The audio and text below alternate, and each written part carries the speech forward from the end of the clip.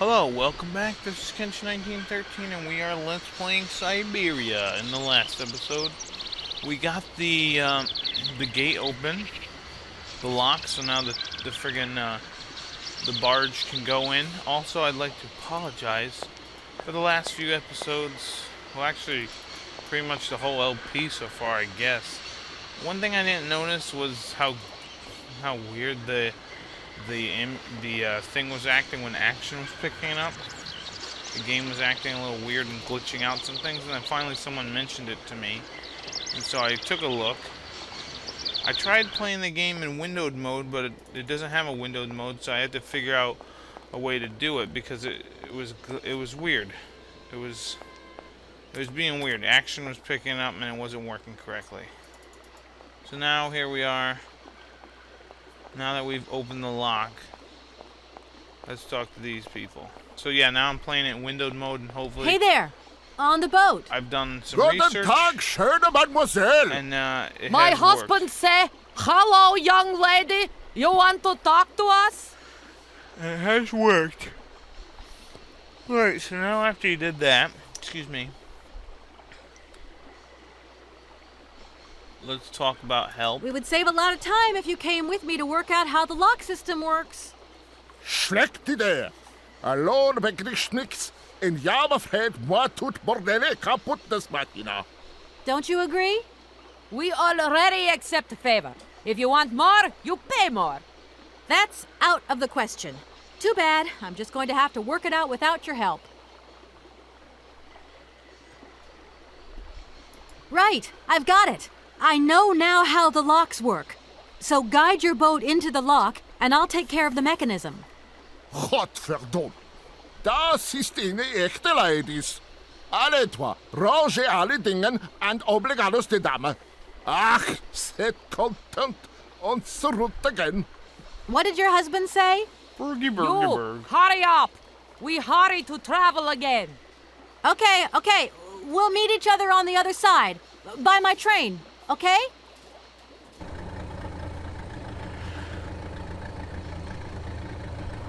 Alright, so now the ship has gone up the thing.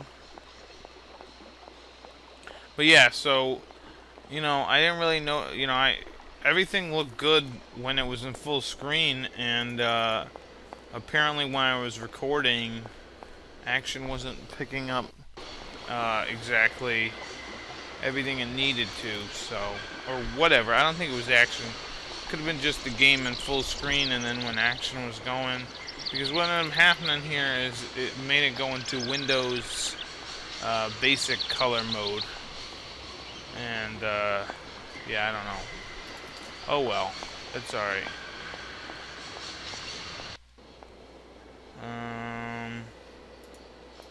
How do I get over here?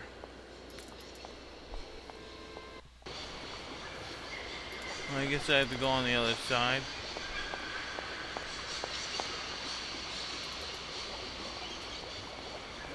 But yeah, so now everything should be working.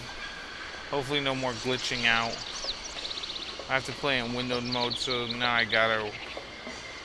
it's a process. I'm not gonna bore you with the details, but it's a little harder to edit now, but I'd rather have the video quality be just as good as what I'm looking at than it rendering it in the garbage. Which, I'm not a quality whore, but I'd rather have my game look nice and look like exactly how I'm playing it rather than it whatever it was looking like. Where the hell is the barge?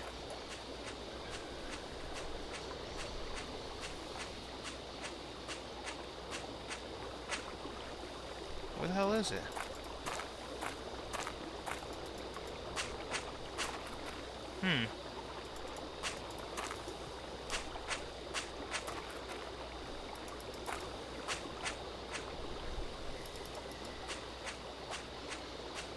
Is it on the other side?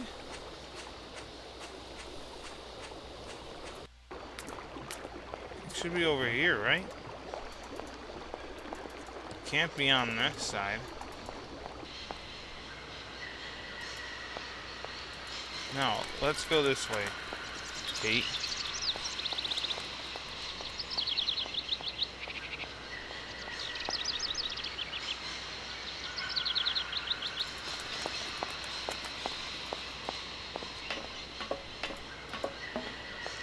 How about over here? I guess. I don't know.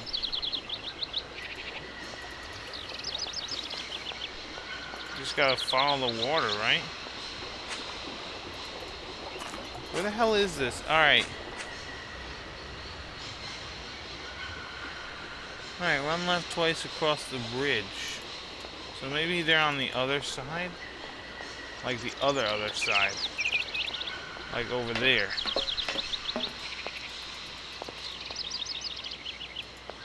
Although it doesn't make any sense because the water's on that side.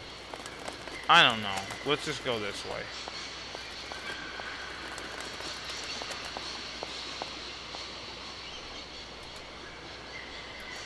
Yeah, there's nowhere to go over here.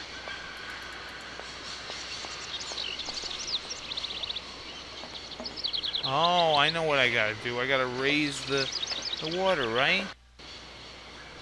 Right. Jeez.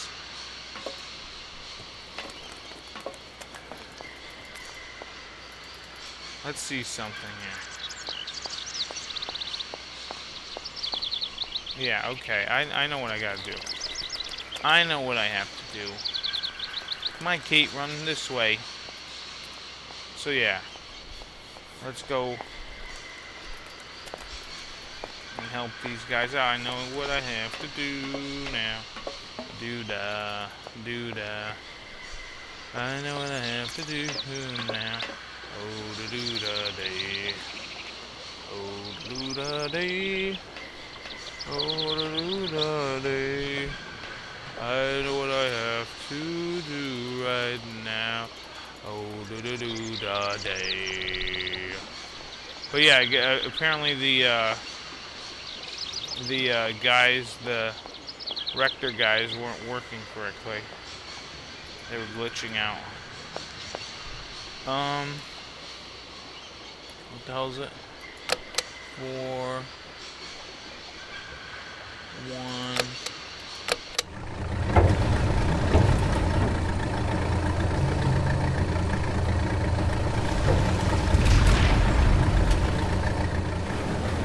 Closes the lock, raises the boat, and boom, bang, boom. Took me 8 minutes to figure it out, but I figured it out. Yay! How can I move her? We still have to talk to them. 'Cause now we gotta move it. Move it, move it. I like to move it, move it. I like to move it, move it. I like to move it, move it. Move it. I guess I gotta do it from inside.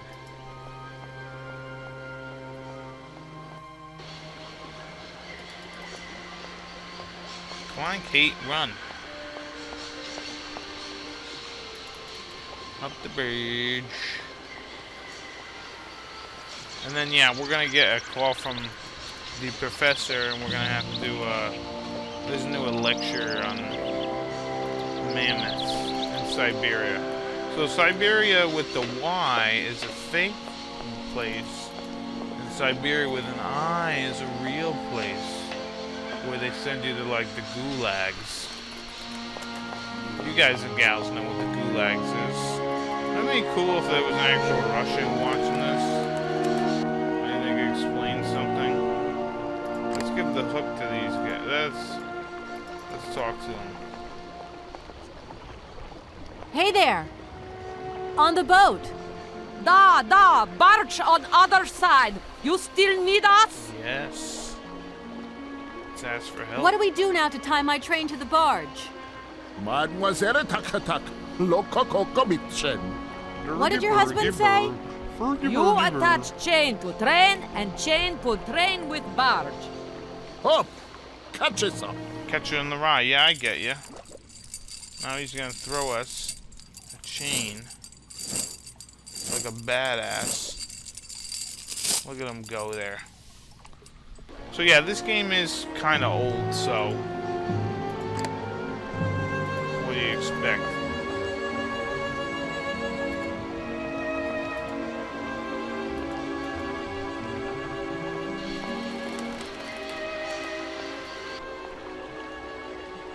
Here we go, pick up the chain that's right here. Hard to see, but you get it. But yeah, so the game is kind of old. And so there's going to be some graphical things. That chain's got to be really, really strong. Holy shit.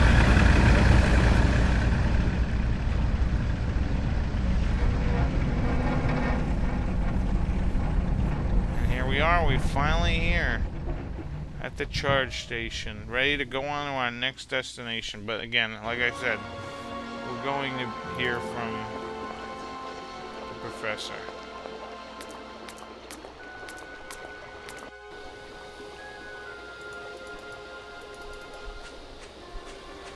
But yeah, so one reason why I want to play this game, besides that it really fascinates me, the story is pretty good and all that, is that the third game should be coming out sometime this year. I'm not sure when. Hello, Kate Walker here. Miss Walker, this is Professor Ponce. I'm about to start my lecture on the Yukols at any moment. Please make haste to come. Alright, Okay, so now we I'll gotta give it go my best. back.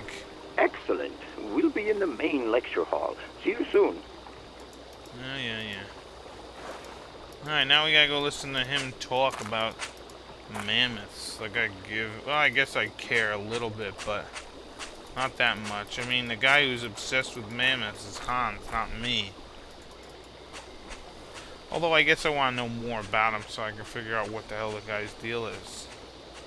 I mean, as a little kid, he just must have been fascinated with him. So that's kind of neat, but shit, the guy got brain damage from it. Stunted his growth as a man.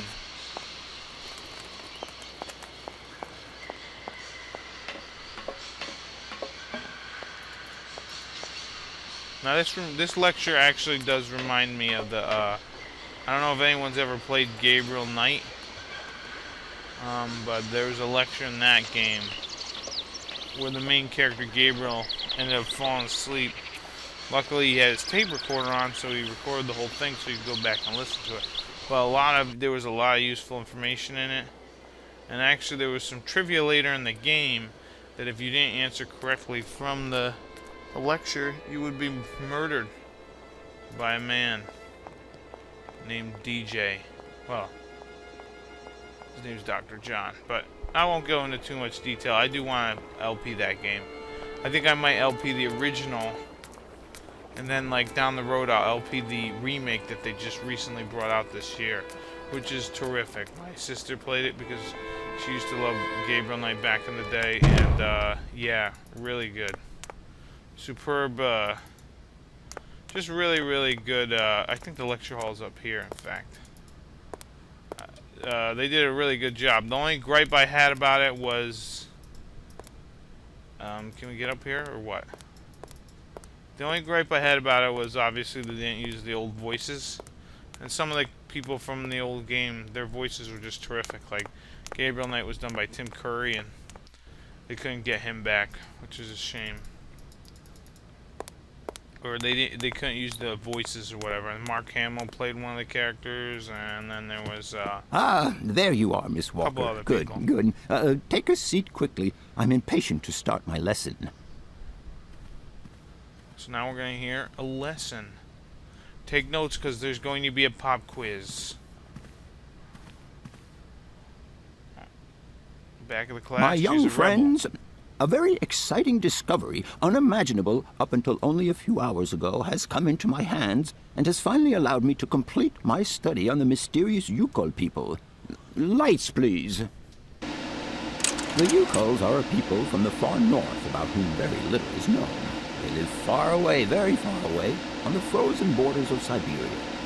This distance and the climatic conditions of the region, which are unfavorable to human existence, have limited the size of the Yukon population and kept it out of reach of the scientific world. The handful of slides that follow are actually the only documentation we have in our possession. It was a Russian explorer who made these drawings and took these photographs 100 or so years ago. Today, we owe what we know about the Yukon people and their culture to him. Oh, nice. We know that the origins of the Yukos date back to the last ice age. Curiously, evidence of their presence has been found in Western Europe, and more precisely in the prehistoric caves at the heart of the Alps. This people, it seems, undertook a long migration over centuries towards the far north of the globe. The reasons for this migration are due to the importance of the mammoth in their craft, trade, and culture. They used them for transportation and as beasts of burden. The mammoth brought them meat, skins, fat, and ivory. Man and animal lived in symbiosis. There's no doubt about it.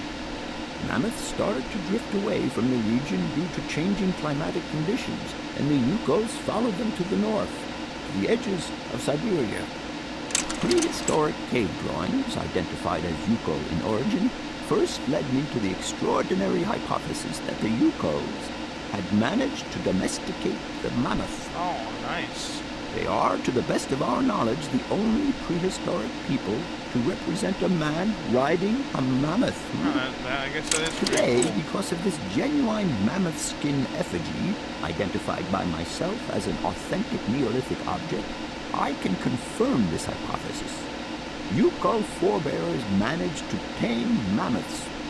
Prehistoric man uses little imagination. He draws what he sees and represents scenes from real life. This familiar day-to-day object is actually a children's toy. Wow. As we have seen, Yukon existence was inextricably linked to that of the mammoth. They used its skin for clothing and to make the roofs and walls of their houses. Damn right. They used the tusks to build the frameworks of their homes, as well as weapons, tools, and jewelry. Curiously, the disappearance of the mammoth 12,000 years ago had no immediate effect on the Yuko's way of life. It seemed that for a long time after, the people maintained their strong bond with the mammoth through the centuries. As incredible as it may seem, the Yukon people have continued right up until the start of this century to feed themselves on mammoth meat and to use the skin for clothing and shelter. Their ivory craftwork industry is still flourishing. So they're like It Native would appear American that to Russians. preserve ancestral customs, Or native the Russians. Yukos learned how to exploit through the centuries the large number of frozen mammoth carcasses that were perfectly preserved in the ice of the Siberian tundra. They have been able to live mainly off this enormous freezer stock for almost 30 centuries. Wow. As plausible as this explanation may seem, it seems it is not enough for the scientific community who, I will confess, is greatly perplexed by the question. In the absence of acceptable scientific evidence, we have to make do with Yukon shaman artifacts. Yeah. The research department that I have the honor to represent today lends no credence to the myths and legends that these tribal charlatans peddle. We have to take their stories at face value, mere tales to while away the long Rasputin live Siberian here? winter. The legend of the Siberian ice ark is a very good example, and you are invited to find out for yourselves from the pamphlet that I had passed around to you. Oh, nice. This legend would have us believe that today, somewhere on a lost island to the north of Siberia, there are living mammoths still in existence, That must be going on. a sort of hangover from the Ice Age. This small herd has been miraculously preserved for more than 120 centuries by the Yuko's tender care. And the island on which the pachyderms are said to live is called Syberia. Yeah, with a Y. My friends, I advise you to resist the temptation you may have to believe in this pish and tish. The island of Syberia is not charted on any map, and the idea that mammoths have survived to the 21st century is an idle scientist's pipe dream. Maybe. The Yukos were sadly among the first victims of the colonization of continental Siberia led by the Russians in the 20th century. The Kolkhoz and Sovkhoz systems as well as the exploitation, disdain, and humiliation people had to suffer, marked a definitive break in the Yukol's traditional lifestyle. Since the collapse of the communist regime, the Yukol population finds itself confronted with the same political and social upheavals that other Siberian communities are experiencing. What? There are two consequences to arise from this. Some Yukols have lost their tribal identity and have integrated into the Russian population. Others, however, have sought long and hard to re-establish links with their ancestral culture that was lost under the Soviet regime. Now, at the start of the 21st century, the last true surviving Yukols have gone to live on the vast territories of their ancestors. Nobody knows today where they live or how they survive. Their very existence would be a matter for speculation if they did not turn up periodically at the tundra's most isolated fur trading posts to exchange mammoth tusks for essential items. There ends my lecture for today. Life below zero. Thank you for being among us today, Miss Walker. Please make your way to the laboratory where you will find your mammoth doll. There are also photocopies of my lectures should you so require them. Sure. Hope that guy's taking notes, because I'm ready to go.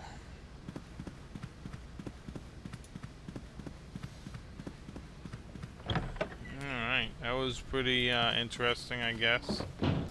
So Syberia exists out there, probably. And that, like I said, that's probably where Hans is probably going.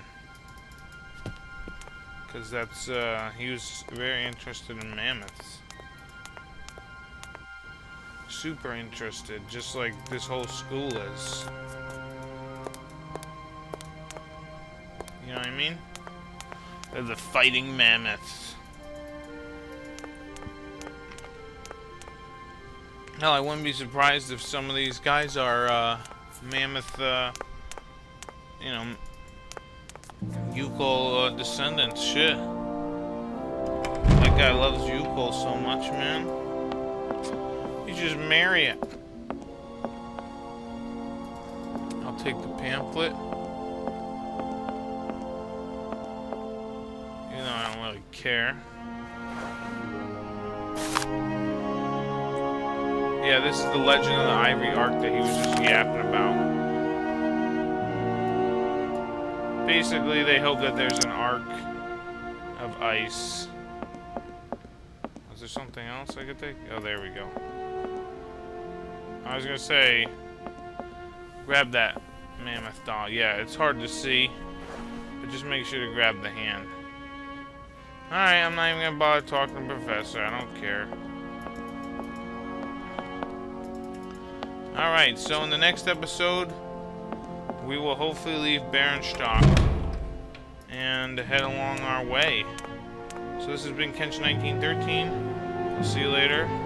Bye-bye.